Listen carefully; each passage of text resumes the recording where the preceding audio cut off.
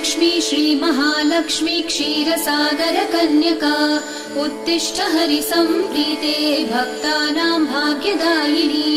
श्रीलक्ष्मी श्रीमहालक्ष्मी क्षीरसागरकन्यका उत्तिष्ठ हरिसम्प्रीते भक्तानां भाग्यदायिनी। उत्तिष्ठोत्तिष्ठ श्रीलक्ष्मी विष्णुवक्षस्थलालये उत्तिष्ठ करुणापूर्णे लोकानां शुभदायिनी। उत्तिष्ठोत्तिष्ठ श्रीलक्ष्मी विष्णुवक्षस्थलालये उत्तिष्ठ करुणापूर्णे लोकानां शुभदायिनी।